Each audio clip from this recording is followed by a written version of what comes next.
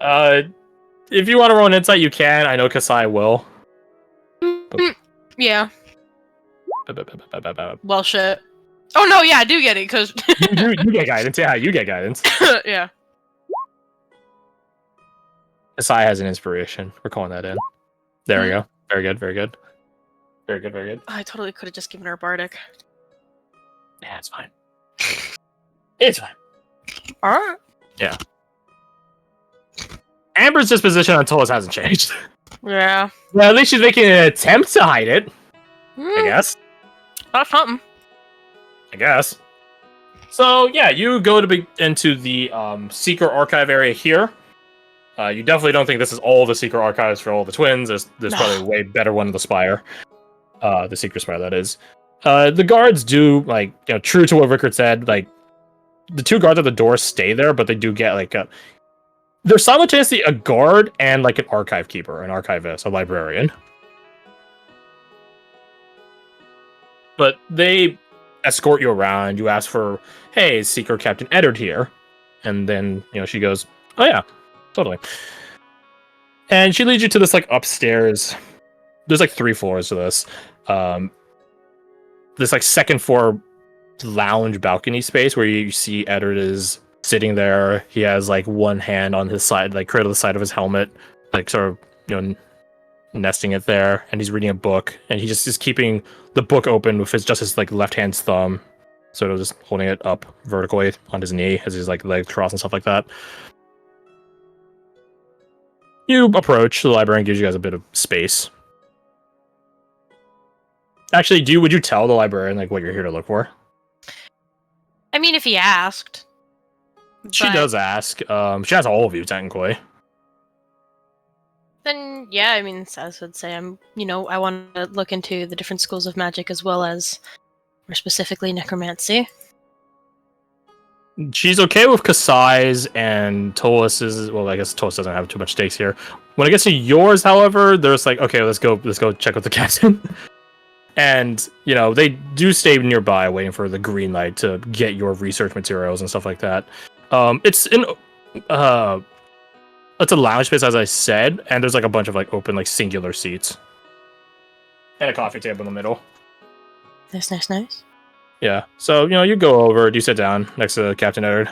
Or with Captain Eddard? What do you do?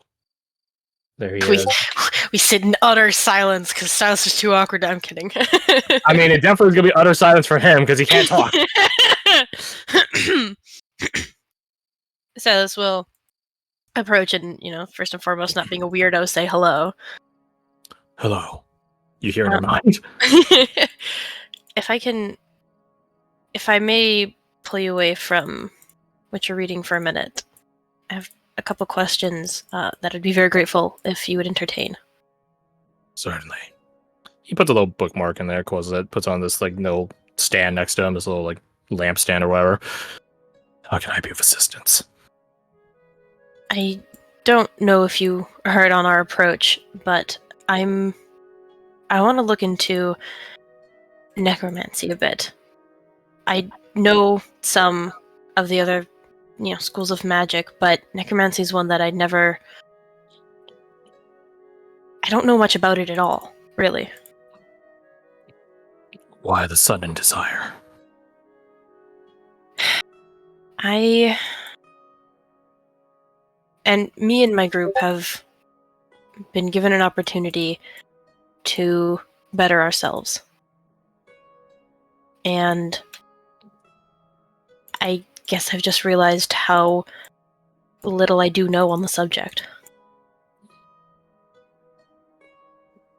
Make me a persuasion check. Okie doke.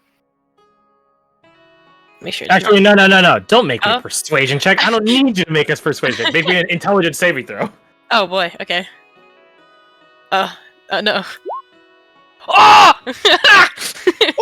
Very good. You can tell he's trying to peer into your mind and determine if anything you're saying is a lie. Either by omission or outright. And Let me think about that for a second. Let me think about my next question for a second. It's the equivalencies of Zone of Truth, but made into a specific feature. Yeah. You can't choose to fail it, but that's entirely up to you. Yeah, and he will know if you succeed against it per the rules of Zone of Truth. Mm-hmm. So this save is to know that he's doing it. No, you know he's doing it. That's regardless. Oh, I see. The save is to not be compelled to speak truthfully. Oh, I see. And I can choose to fail it. Correct. Silas would. Also mark down that nat 20. Nice. On the yield list of crits. Yield list o crits.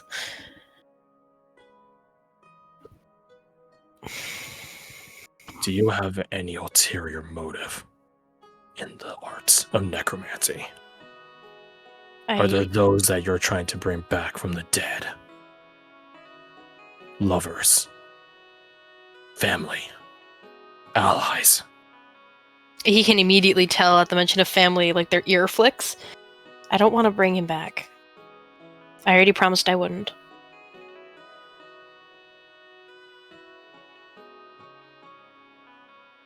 So this knowledge, the pursuit of it,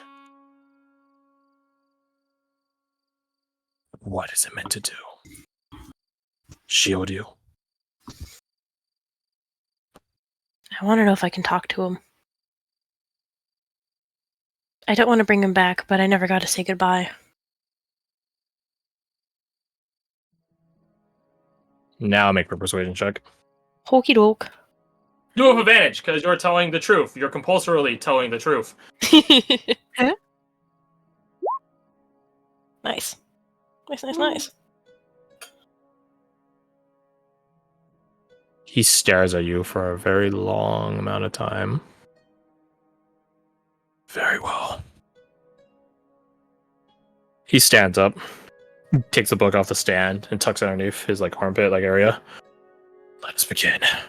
He looks at the librarian and nods once, and they just immediately just fuck off. It's like I got the signal. Let's go. Let's go. You sprint away. Follow me. He begins walking to a different back to the stairs, going upstairs, and you see up here is a lot. It's immensely quieter. Do the other two follow? Yeah. Nice. I will say Silas does say thank you once he stands up. I didn't want to interrupt you. He just nods at that. You guys head upstairs. It's a lot quieter down here, and it's quite clear to you, having been pretty exposed and experienced in libraries and archives and stuff like that. This is just a designated study hall. It does still have visual access to, or visual and air access to the lower floors and stuff like that. So things sort of, the murmur from anyone speaking downstairs does make its way upper, but it's a lot quieter just by distance. And the design of the ceiling does sort of absorbs some of the sound. Yeah, it bounces it in a good way. It absorbs it. It sort of recurses it. But yeah, you guys head upstairs, and there are not many people up here at current. To be fair, it's still morning time, more or less. And unfortunately, the good thing about speaking, or rather, Captain Eddard, is he never breaks the golden rule of silence. He's never disturbing anyone unless you're the person he's talking to. And he can't. Would I know if he can hear me if I respond mentally? Remember my call on this. You can. I believe, if I remember my ruling correctly, yes, because it's telepathic feature. Yeah, so you can. I think going forward, Silas might. I think they just might. Fair By enough. that I mean they are. If you want the definitive answer, they are Okay. responding mentally. Right. You guys go and grab a decently sized area, and he begins asking Kasai until it's are they also designated necromancy? And they're like, no. Just here for more mundane shit. It's comparatively. Let's see if Captain Eddard knows anything on the House Nordwig.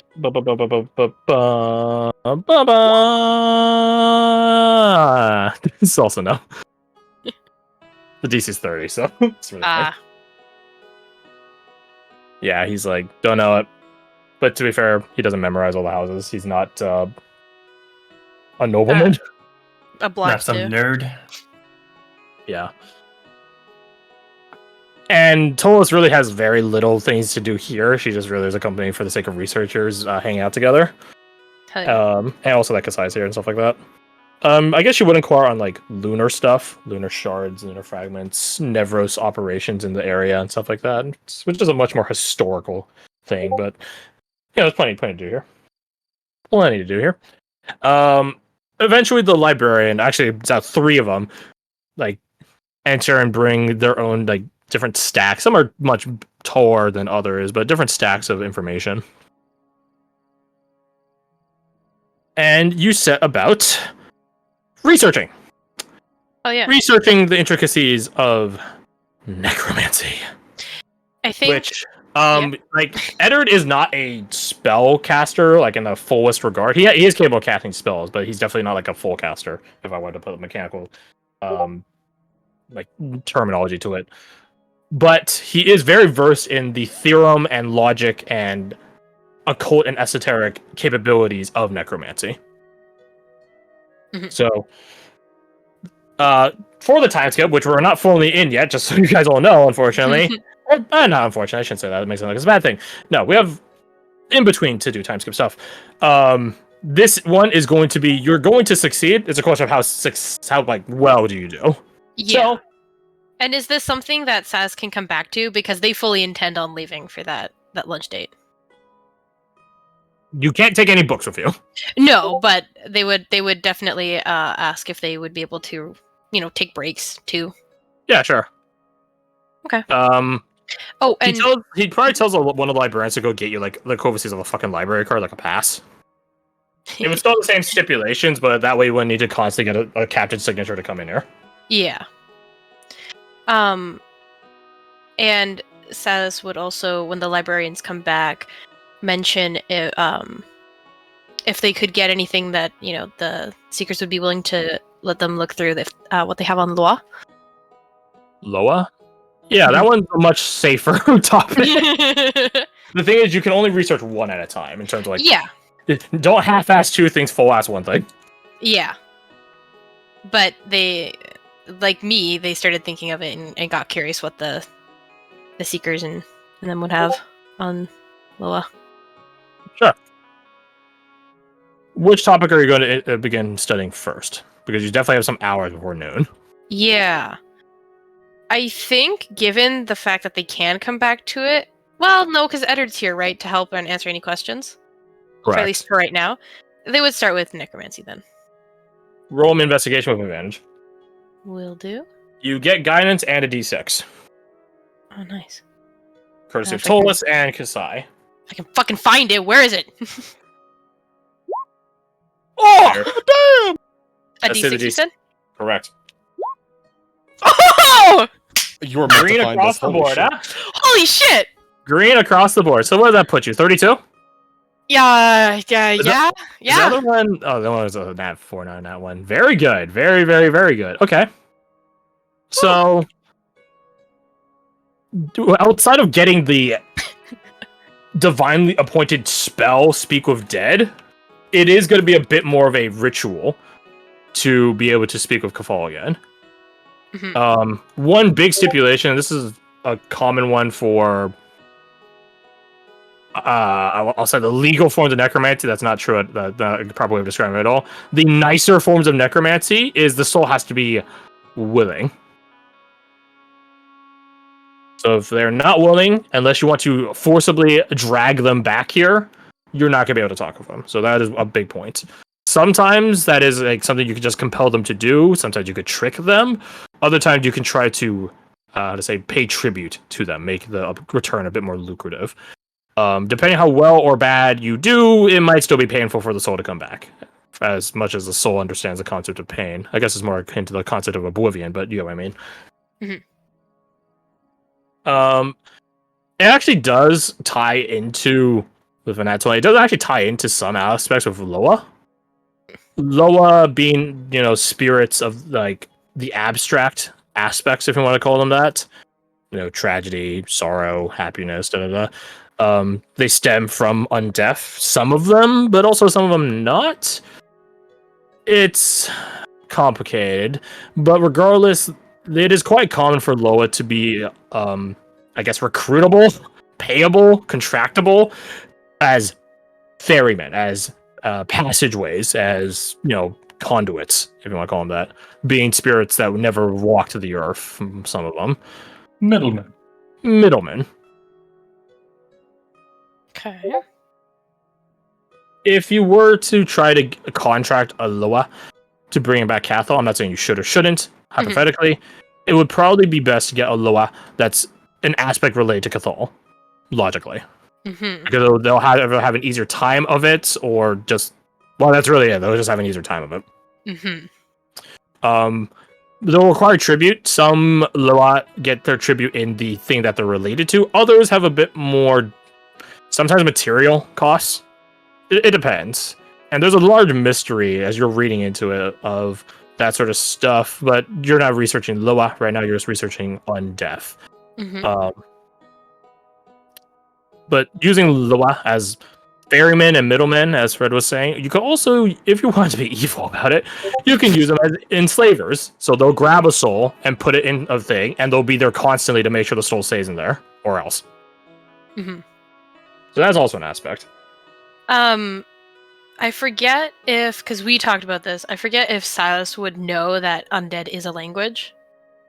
You know undead is a language because you totally saw Captain Oswald doing it when you were... Oh, yeah. No, you weren't there. I wasn't there. You weren't there. So my next question would be, is there any way Silas could get to that conclusion through their reading?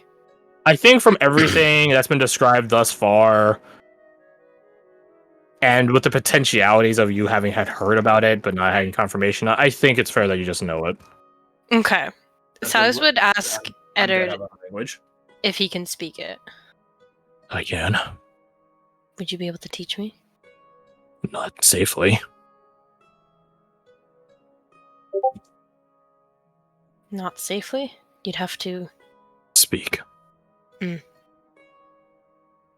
you know of anyone who could? Did your company not have a specter in midst you?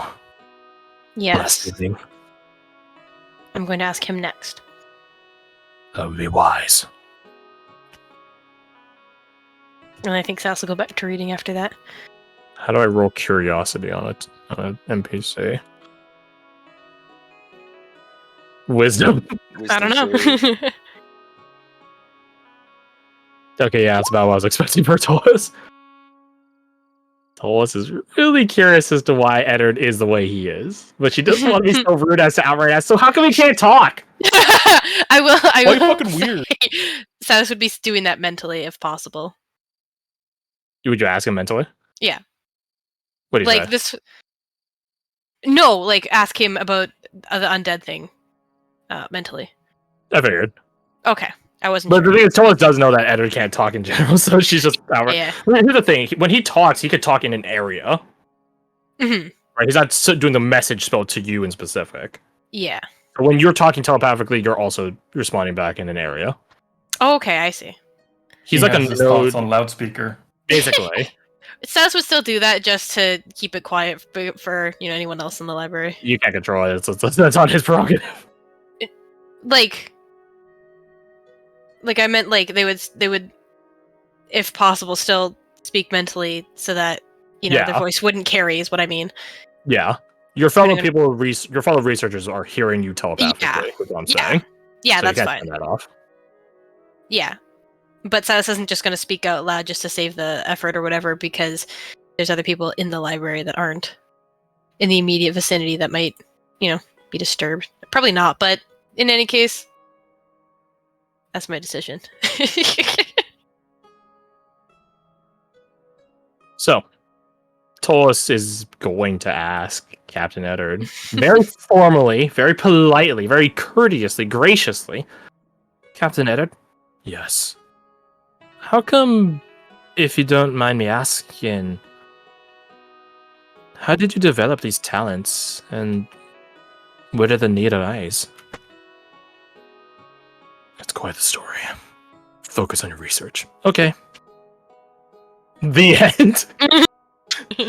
The end. For now. You don't think unless you're doing deeper insight roll, you don't think he minds talking about it, but he's just like, focus on what you guys have to do first. Tell you over drinks later. I think Saz would insight it because it seems, on surface level twice that, he doesn't mind, but does he really? Yeah, he doesn't mind. 12. So yeah, he doesn't mind at all. Seems legit. Yeah, seems legit. I've been told that twice. I don't have any reason not to believe it. Yeah, Nat 2 person. Yeah. All good. So you're gonna spend some. Isn't it? God. It is Nat 2. Yeah, you have only like a 5% chance of rolling worse. Fucking oh my god. You do get the guidance, but it's not gonna help. it doesn't matter too much when you roll Nat 2 and try to insight check a fucking guy that talks to you telepathically. Yeah, it's not doing nothing. In a certain regard, you think he might actually be undead already. So, that's sort of a good sign that necromancy is absolutely bad. It's not all bad, right? Can't be all bad the whole way down. Cure wounds isn't technically that also like necromancy? I believe it's evocation. Is it evocation? Yeah, revivify is necromancy. Right. So, there's applications here and there.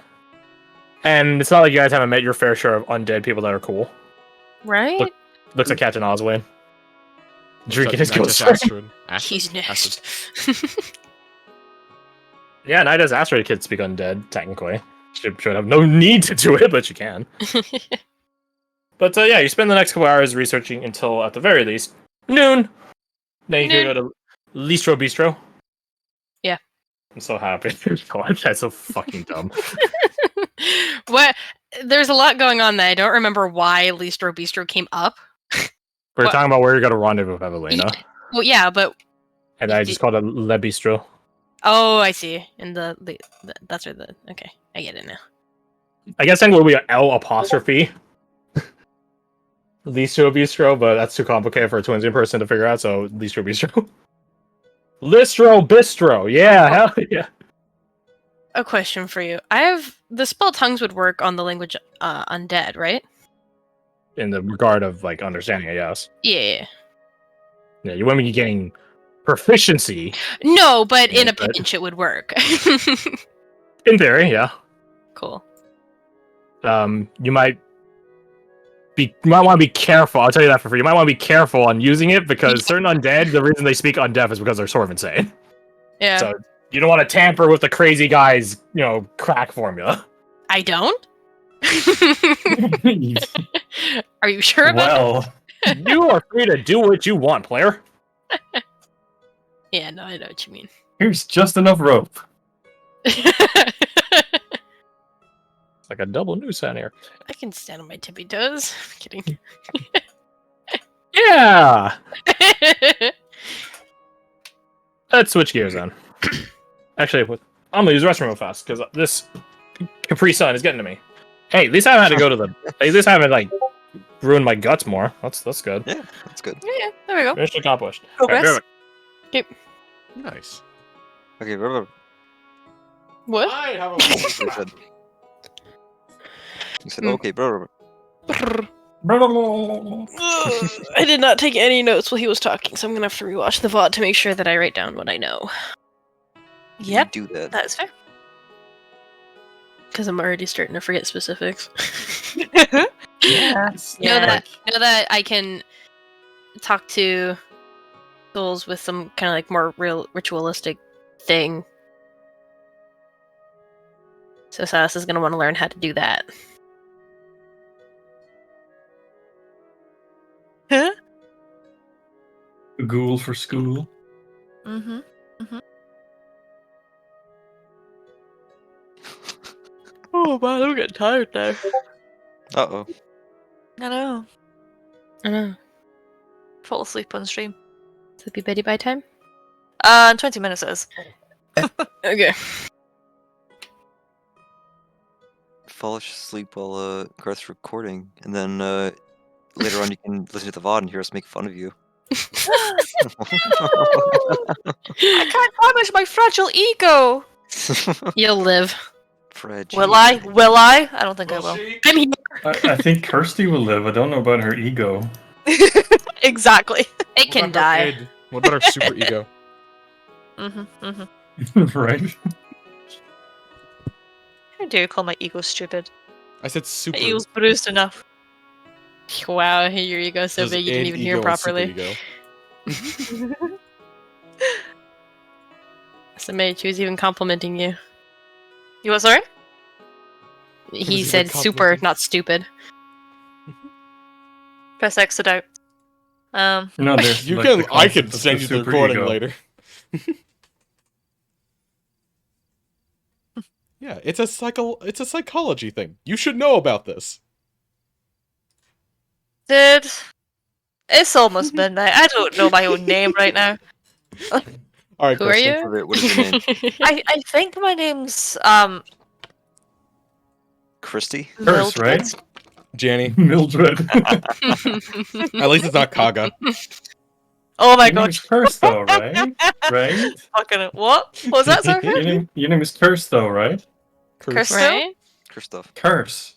That's your name, though, right? Oh my god, don't even. No. No. That's a soup reference right edgy there. teenage trauma is coming back there with that fucking cursed nickname. Jesus. Literally cursed nickname. Ugh. I'm back. Welcome Oh, back. Yeah. back. We They're love forcing me to fucking relive my Kirsty teenage lore. trauma and I don't like it. So yeah. Yeah. How cursed is it? Literally cursed, yes. You don't know this, but that was a perfect way to say. Well, sorry to tell you, Kirsty. You can blame Zol for what's gonna happen next. Oh no. Uh-oh. I told you, Zol's first aspiring source is Sergeant Curse of the Monster of the Weekend. Yeah. He saw the vision and everything. That's why I described him like the way he was, like what he was doing. He was on the job. He saw a dead body that got killed by a monster, and then he turned around and saw 3 other guys dressed similar to him, which were Alpha, Bravo, and Charlie from the Monster of the Weekend.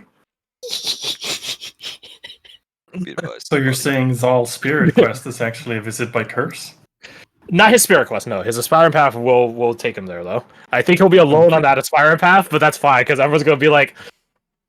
Charlie's like, my bad, Charlie didn't talk. Like, Alpha's like, be advised. He was muted. Yeah, he was muted the whole fucking time. Alpha's like, be advised. Is this He's before he's a or walk-in after? already. Canon. It's after. It's after. So Charlie can talk now. Yeah, Oh, I he can't talk, realized yeah. his thing was muted. Yeah, What if he that's just chooses to be quiet after that? It's like, fuck it, they're used to me not talking anyways. Here's the thing, again, your aspirant stuff is not me 100% grabbing the source material because that would be literally impossible, so why would I even make the excuse for it? It's going to be some approximation in the middle. So, yeah, you know, Alpha, Bravo, and Charlie. He still hasn't noticed. Maybe Charlie just doesn't like talking to people. It's just he forgets to unmute himself. So it's like a constant thing that happens. At least they know it's a problem now.